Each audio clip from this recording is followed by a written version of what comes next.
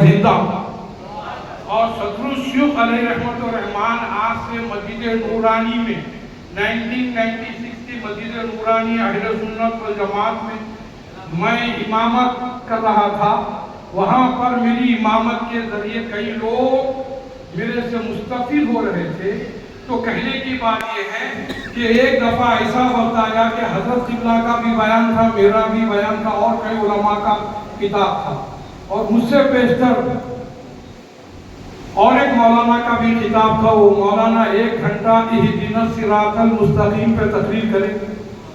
میں 2 جملوں میں ان کی یہ بیان میں ایک بات رکھوں گا. وہ یہ کہہ رہے تھے, کسی نے کہا اہدنا الصراط المستقیم, اے اللہ ہم کو سیدھا راستہ دکھا. کسی نے کہا بتا. پورے 1 گھنٹے تقریر دکھا بتا پہ تھی. پھر مولانا عبدالرزاق صاحب ان کو بتائے. وہ مولانا کا میں نام لینا نہیں چاہتا کہ وہ بھی مولانا عاشق رسول سنی اللہ ان کی بھی مغفرت فرمائے. مگر حضرت آخری میں فرمایا, اعلیٰ حضرت فرماتے ہیں اے اللہ ہم کو سیدھا راستہ چلا. اس کے بعد میرا بیان ہوا. میں نے یہ بتایا, صدر الشیوخ علیہ رحمہ فرماتے ہیں بتلاؤ تمہیں کیسے کیا کیا نظر آتا ہے جس کی نظر جیسی ویسا نظر آتا ہے.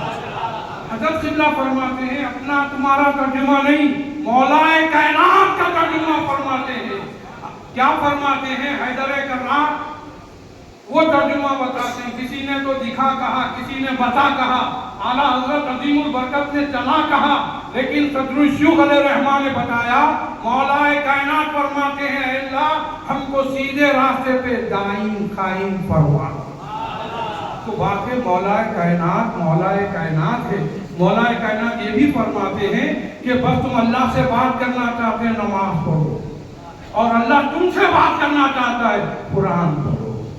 یہ مولا کائنات کے فرمان جو حضرت قبلہ چھوٹے چھوٹے انداز میں میٹھے میٹھے بولنا ایسے اچھے انداز سے فرماتے. کبھی ہم جاتے حضرت کے سامنے, صدر الشیوخ علیہ رحمہ, حضرت پیٹ میں بہت تکلیف ہو رہی, حضرت فرماتے ہیں نمک کھانے سے پہلے کھانے کے بعد چکلیا کرو, یہ فرمان مصطفیٰ. میرے پیرو مرشد سید طاہر رضوی رحمۃ اللہ علیہ پوری زندگی قرآن بتانے میں اور آقا کے فرمان بتانے میں کبھی باقی نہیں ہے.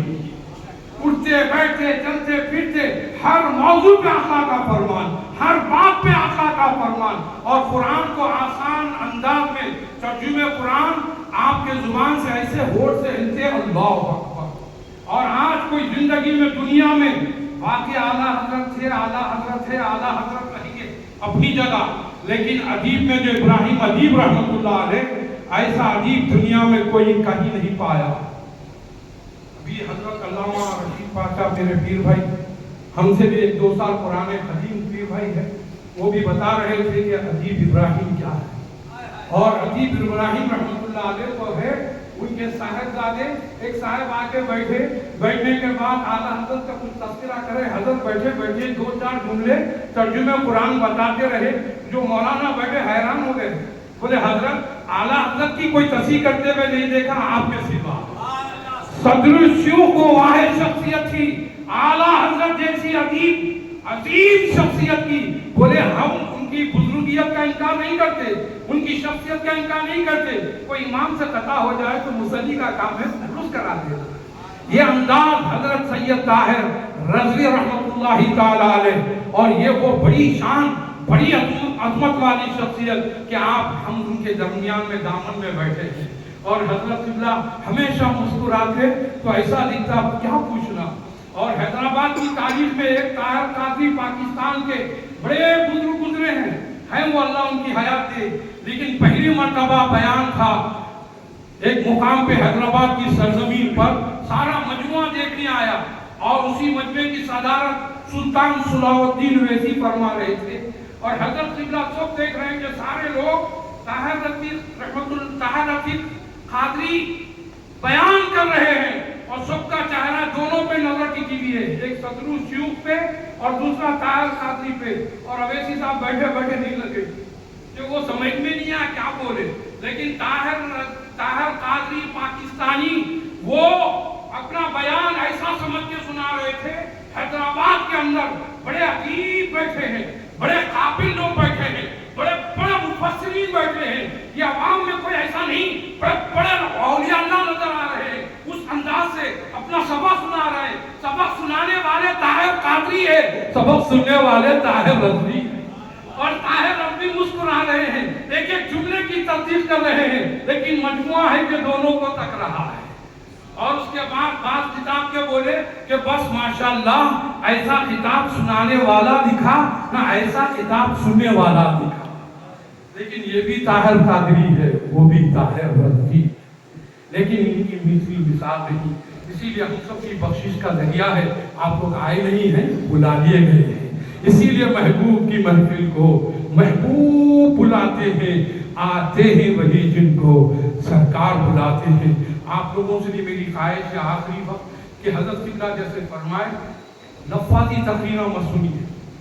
اگر جو تقریر کر رہے ہیں ان کو بھی میری خواہش ہے صرف اور صرف اللہ رسول کی تعلیم کو عام کیجیے.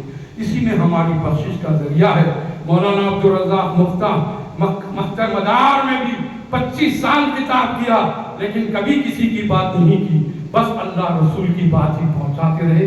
ہمارا کام ہے، ہمارا مشن ہے. اور تصوف کا مطلب بھی یہی ہے، علم طریقت، معرفت، حقیقت، شریعت. یقیناً دیکھنا چاہتے ہیں حضرت کی کتاب میں کلمے بھی بتاتے کہ شریعت کا کلمہ کیا ہے، طریقت کا کلمہ کیا ہے. اور جب کبھی وظیفے میں وضاحت کر کے ذکر میں بٹھاتے، بیٹھنے والے کو اتنا قابل بناتے کہ کب دیکھے جب نئے نئے ذکر کراتے، تاکہ کون سے ذکر سے کب کس وقت پیدا ہوتا ہے. تو اسی لیے ہم سب کو چاہیے کہ ذکر اللہ اور تصوف کے محفلوں کے ساتھ ساتھ پیران میر غوث اعظم دستگیر فرماتے ہیں ہر خلیفے کو چاہیے کہ 12 خصائل یاد رکھے. اس میں سب سے پہلی خصلت یہ ہے عیب پوشی کرنا. غیبت کرنے والا خلیفہ نہیں ہو سکتا، غیبت کرنے والا سچا جانشین نہیں ہو سکتا. سب سے پہلے ہر ایک کی عیب پوشی کرے، کوئی کسی کی بات ادھر ادھر. پھر پیر و مرشد فرماتے کسی نے صحابہ سرکار کے مجمع میں انگور لا کے دیے تو ایک دو لا کے بعد میں تقسیم کرتے. پھر ایک دفعہ اتنے انگور آئے تو سرکار مدینہ صلی اللہ علیہ وسلم پورے کرنا ہوئے. صحابی نے دریا فرما کیا میٹھے تھے؟ آقا فرماتے میٹھے نہیں، بہت کھٹے تھے، اسی لیے میں نے نہیں دیا. اگر لانے والے کو معلوم ہوتا آپ لوگ صحابہ کھا کے بولتے کھٹے، دل ٹوٹ جاتا. آقا کسی کا دل نہیں توڑے تو ہم کو بھی کسی کا دل نہ توڑے. یہی ہماری تعلیمات تھی، تعلیمات ہے، تعلیمات رہے گی. میں اللہ سے دعا کرتا ہوں اللہ تعالیٰ ہمارے سننے سنانے کو قبول فرمائے. اور جتنے خلفاء بیٹھے اللہ تعالیٰ ان کے ذریعے ان کے نسلوں میں اور ان کے مریدوں کے نسلوں میں سنیت کا بول بالا ہو، بدعقیدوں کا منہ کالا ہو. وآخر دعوانا ان الحمد للہ رب العالمین.